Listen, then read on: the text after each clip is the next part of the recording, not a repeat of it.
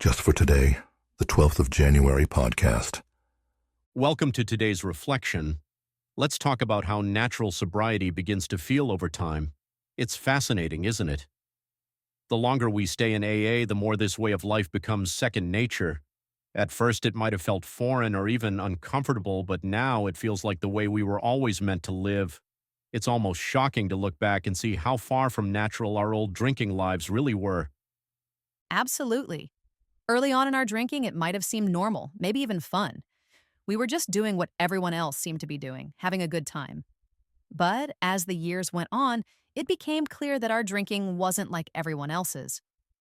The way it warped our priorities, ruined relationships, and made us lose control of our lives was anything but normal. What once felt harmless grew into something destructive and unnatural. Exactly. I think about some of the choices I made back then. Lying to people I loved, putting myself in risky situations, neglecting responsibilities. Those weren't things I ever wanted for myself, but drinking took me to a place where those behaviors became routine. Sobriety has been about unlearning all of that and rediscovering who I truly am. And that rediscovery brings so much peace, doesn't it? It's like finding our true selves again. Sobriety allows us to live in a way that feels honest and real.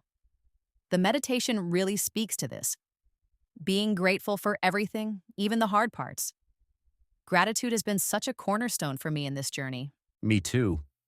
It's easy to be thankful for the good things in life, but when we're able to thank God for the trials, it changes how we see everything. Those challenges, as painful as they might be, are often the moments that teach us the most. For example, I used to resent the tough conversations I had to have when making amends, but now I see those moments as turning points, opportunities to grow and heal. That's such a good point. Gratitude is about perspective. Instead of seeing trials as roadblocks, we can see them as stepping stones. And when we practice gratitude, it opens the door for more spiritual truths to come in. It's like tuning into a higher frequency that makes us more receptive to God's guidance. Exactly. And it's not just about personal growth. Gratitude naturally leads us to share what we've been given with others.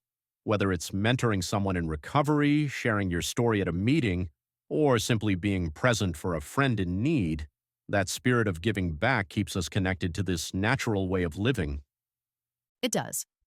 And the longer we live this way, the more it feels like the life we were always meant to have. Sobriety becomes more than just abstaining from alcohol. It becomes a way of aligning our actions with our values of living with integrity and purpose.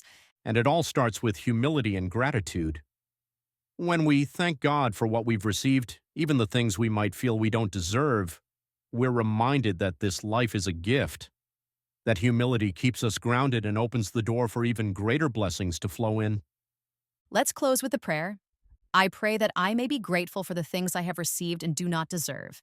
I pray that this gratitude will make me truly humble.